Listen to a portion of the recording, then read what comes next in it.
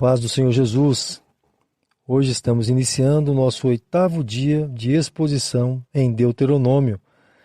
Estaremos meditando nos capítulos 24, 25, 26 e 27. Eu sou o pastor Eliseu Fausto e te convido a orar comigo nesse instante. Soberano Deus e eterno Pai, rendemos glórias e louvores ao teu santo e bendito nome, pois só tu és grande, santo, bendito e glorioso para todo sempre. Somos teus filhos, obras de tuas mãos, e por isso, diante de ti, nos colocamos nesse momento de oração. Rogamos por tua infinita bondade e misericórdia sobre nossas vidas, pois somos dependentes de ti em tudo. Nada podemos fazer sem que a tua mão nos conduza para a realização de algum feito. Nós sabemos, ó Deus, que tu és aquele que nos fortalece e nos direciona todos os dias para estarmos cada vez mais próximos do Senhor. Oramos para que nos auxilie na compreensão da tua palavra e assim possamos glorificar o teu nome nas nossas relações pessoais. Assim oramos, ó Pai, e te agradecemos em nome de Jesus. Amém. No capítulo 24, Moisés normatiza a relação matrimonial como algo de muita responsabilidade. E para que não fosse encarada de outra forma, ele orienta a não permitirem que os homens façam das mulheres o que bem entenderem, casando, mandando embora e após ela perder o novo marido por morte ou por divórcio, ele a tome novamente como esposa. Depois ele instrui novamente sobre a importância de não convocar para a guerra um homem recém-casado, mas deveria ficar dispensado pelo menos por 1 ano depois de contrair um matrimônio. Moisés também orienta sobre não permitirem que, quando algum débito for cobrado por alguém, o cobrador não deverá penhorar todas as formas de sustento do devedor, mas mesmo penhorando algo para sanar temporariamente a dívida, não deveria impedir que o devedor tenha como se sustentar. É isso que se entende por não se tomarão em penhor as duas mós. Moisés também orienta a não pouparem um israelita que, tomando algum bem alheio, faça deste bem um método de ganho para si. E para lembrá-los sobre o respeito que deveriam demonstrar os sacerdotes ou líderes entre o povo, ele cita o caso de sua própria irmã Miriam, quando não respeitou a autoridade de seu irmão Moisés e ficou leprosa. Interessante que Moisés associa a causa da lepra com desrespeito a uma liderança levantada por Deus. O próximo ensino de Moisés sobre a cobrança de um débito é interessante, pois quando o cobrador fosse receber algum penhor pela dívida de uma pessoa menos abastada financeiramente, o cobrador deveria levar o penhor, mas antes de anoitecer deveria devolvê-lo. E assim devia ser feito todos os dias. Parece que esse penhor estava associado com algum item de uso pessoal. Ele também orienta aos mais abastados financeiramente a não negarem o pagamento dos trabalhadores no seu devido dia. Ensina também que nenhum pai poderia se prontificar a morrer pelo pecado de um de seus filhos, e nem os filhos deveriam se entregar pelo pecado de seu pai, mas cada qual deveria pagar pelos seus próprios erros. O próximo ensino foi sobre não permitirem que algum cobrador retirasse da viúva a possibilidade de se cobrir, pegando como penhor suas roupas, mas deveriam ser complacentes com os mais necessitados. Foi assim que Deus usou os egípcios para sustentá-los quando a fome era uma ameaça iminente entre eles. E para finalizar o capítulo, ele instrui sobre o mesmo princípio de que foram sustentados no Egito para que não permitisse que ignorassem os mais necessitados. Quando esquecesse algum feixe de trigo ou outro cereal, ou quando em suas oliveiras, ao bater nas árvores para desprendê-las, não deveriam retornar para bater novamente. Assim, quando fossem colher as uvas, não deveriam recolher do chão, mas sim deveriam deixar para que algum órfão, viúva ou estrangeiro pudessem se alimentar por essas providências. Neste capítulo, Moisés ensina o respeito nas várias áreas da vida do israelita. Deveriam se portar respeitosamente com relação ao matrimônio. Não poderiam tratar o casamento como se fosse algo descartável ou comercial, onde pudessem casar e recasar quando quisessem. Jesus mesmo nos ensinou sobre a importância e proibição de não deixar a esposa por causa de qualquer assunto. Mas o casamento cristão só pode ser desfeito por duas opções: ou quando há infidelidade matrimonial, ou quando a morte chega. Outro ensino que Moisés orienta a Israel, e muitos entre nós rotineiramente erramos, é a não tolerância de muitos que, por falta de recursos ou de caráter, não cumprem suas palavras. Ainda que devemos exigir dos irmãos a fidelidade em suas palavras e compromissos, precisamos sempre manter o mesmo princípio que venho repetindo aqui: colocar diante de Deus todas as nossas questões, as pessoais ou interpessoais, e esperar nele, confiantes de que o Senhor sabe como nos auxiliar. Não podemos fazer como estavam fazendo a igreja de Corinto. Quando alguém tinha algo contra outro, conduzia o irmão ou até mesmo a igreja para ser julgada entre os incrédulos. Muitas vezes, para não trazer escândalo ao corpo de Cristo, precisamos sofrer a perda por amor ao Evangelho. Mas eu sei o quão raro está esse tipo de atitude. Muitos estão sendo conduzidos pelo consumismo da geração atual e não veem a hora de ganhar um processo contra alguém para utilizar o valor de uma causa ganha e adquirir algum bem material. Que o Senhor Deus nos ajude. No capítulo 25, Moisés inicia orientando sobre a importância de que haja entre eles um tribunal que julgue de forma justa, não favorecendo nem ao pobre nem ao rico, mas condenando o errado e, se fosse necessário açoitá-lo para que aprendesse a não negligenciar os ensinos, as chicotadas não poderiam ultrapassar o número de 40, mesmo que o infrator fosse aparentemente muito forte. Poderiam diminuir a quantidade, mas nunca aumentá-la, segundo os estudiosos. Inclusive, isto ocorreu com o apóstolo Paulo, que foi açoitado de acordo com esta lei, segundo ele mesmo escreveu na sua segunda carta aos Coríntios, capítulo 11, versículo 24, dizendo: recebi dos judeus 5 quarentenas de açoites, menos um. Você pode ver que em todas as punições por açoite que ele recebeu, não completaram os 40 açoites, talvez por sua fragilidade corporal. Ele também deixa brevemente o ensino de não proibirem que os animais se alimentem enquanto trabalham. Segundo os estudiosos, essa prática era comum entre os outros povos, mas Deus é o Senhor de toda a criação, e seus ensinos contemplam o cuidado com todos os seres. Já vimos no dia de ontem a proibição de não matar a mãe, a ave, e aqui novamente Deus manifesta o seu cuidado com todos os animais que servem ao homem, dando esta ordem através de Moisés.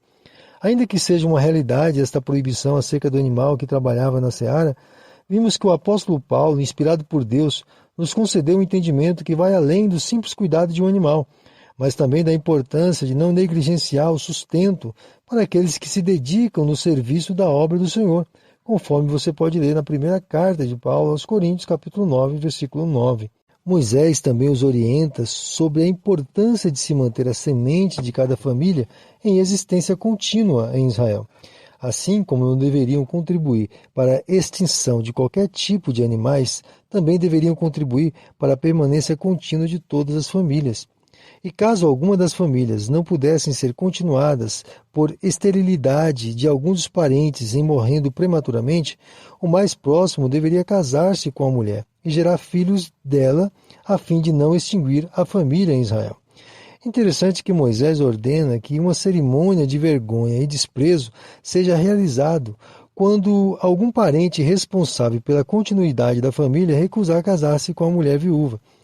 Ele deveria ser considerado como um escravo ou descalçado, como descreve a cerimônia, e ainda assim seria humilhado pela mulher, que diante dos juízes e em sinal de desprezo lançaria sua saliva próximo ao humilhado. O próximo ensino é algo bem delicado, pois nenhuma mulher poderia, sem sofrer a amputação da mão e olho, tocar nos órgãos genitais de outro homem, ainda que seja em defesa de terceiros, como seu próprio marido. Não sabemos se em defesa de si própria apenas seria a mesma, mas como é conveniente em todas as partes das Escrituras, quando o texto não fala, nós nos calamos. Moisés também os orienta a censurarem qualquer tipo de injustiça, onde uma pessoa tratasse diferente o pobre ou rico em suas negociações. Os israelitas deveriam manter sempre a mesma medida e o mesmo peso para toda e qualquer negociação ou tipo de pessoas. Eles não deveriam aproveitar os menos favorecidos, pois se fizessem assim estariam agindo como os amalequitas, que recusaram ajudá-los quando ainda estavam caminhando pelo deserto e precisavam passar por entre eles. A punição reservada para os amalequitas foi a extinção. Assim ficou evidente o quanto Deus repudia atitudes como esta. Antes de finalizar o capítulo, pense comigo sobre essa questão de favorecer alguns porque tem mais possibilidades de nos auxiliar em nossos planos e projetos, enquanto desprezamos e rejeitamos aqueles que não podem de algum modo nos auxiliar. É isso que é chamado de duas medidas ou duas balanças. E, infelizmente, digo isto com pesar, essa prática no meio dos cristãos é algo tão natural que parece ser uma ordenação divina.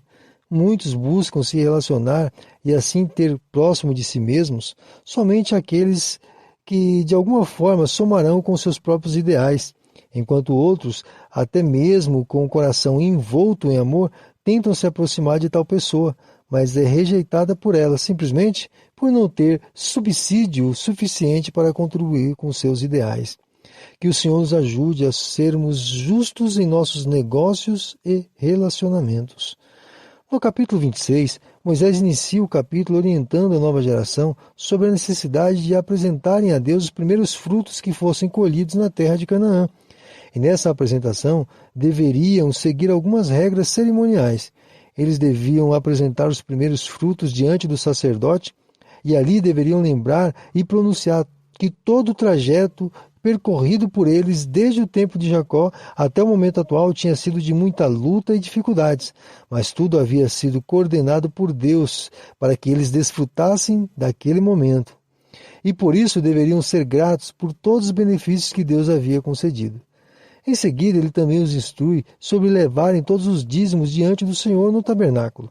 E quando entregassem os dízimos aos sacerdotes, deveriam de igual modo pronunciar as palavras de fidelidade, onde revelariam que não haviam utilizado o dízimo para mantimento próprio, nem havia entregue a alguém que não estivesse puro cerimonialmente, mas fielmente havia conduzido todos os dízimos até a presença do Senhor no tabernáculo para servirem de mantimento aos sacerdotes, levitas, estrangeiros, órfãos e viúvas.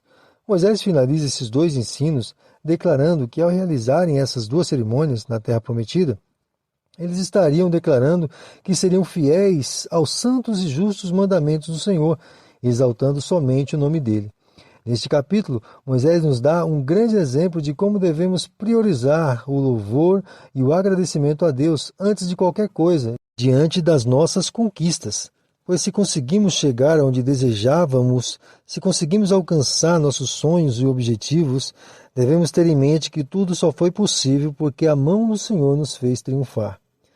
No capítulo 27, Moisés ordena que seja levantado um altar no Monte Ebal, que serviria como altar da renovação da aliança com Deus, onde nas pedras que seriam utilizadas para erguer este altar deveriam ser escrita toda a lei de Deus como um memorial. Após esta ordem de se erguer um altar no Monte Ebal, Moisés também ordena que as 12 tribos fossem divididas entre dois montes, o Monte Ebal, que era o Monte da Maldição, e o Monte Gerizim, que era o Monte da Bênção, de modo que ficassem 6 tribos em cada monte. Não há nenhuma explicação que justifique quais tribos ficariam no Monte da Bênção e quais no Monte da Maldição. O importante é entender que Moisés, sendo instruído por Deus, desejava que o povo memorizasse de um modo audiovisual todas as atitudes que os conduziria a receber a maldição da parte de Deus, e as bênçãos também. E as tribos ficariam responsáveis por proferir o amém depois de cada maldição, depois que fosse proferida pelos levitas. As tribos que ficariam no Monte Ebal foram as tribos de Rubens, Gade, Azer, Zebulon e Naphtali. Moisés orienta que primeiramente sejam proferidas as maldições e somente depois as bênçãos. Foram proferidas 12 maldições, que seguiram a seguinte ordem. A primeira maldição cairia sobre os idólatras. A segunda maldição cairia sobre aqueles que não honrassem a seu pai e sua mãe. A terceira cairia sobre os injustos e gananciosos. A quarta cairia sobre aqueles que aproveitassem dos deficientes. A quinta maldição cairia sobre aqueles que não fossem generosos. Da sexta maldição até a nona envolviam todos os tipos de imoralidades sexuais. tanto entre homens, mulheres ou aquelas que envolviam animais. A 10ª e a 11ª se referia à falta de justiça em relação a um homicídio, e a última englobava todas as anteriores. Caso houvesse qualquer tipo de rebeldia nos casos já mencionados, a maldição seria certa. Neste último capítulo de nossa meditação de hoje, vimos o como Deus deseja que o seu povo compreenda todos os seus mandamentos de modo tão singular que a prática seja a sua única opção. Deus se utilizou de vários métodos para que todos os seus mandamentos não fossem algo distante de seu povo, mas através de memoriais, de demonstração de poder, de milagres e maravilhas, ele se revelou ao seu povo.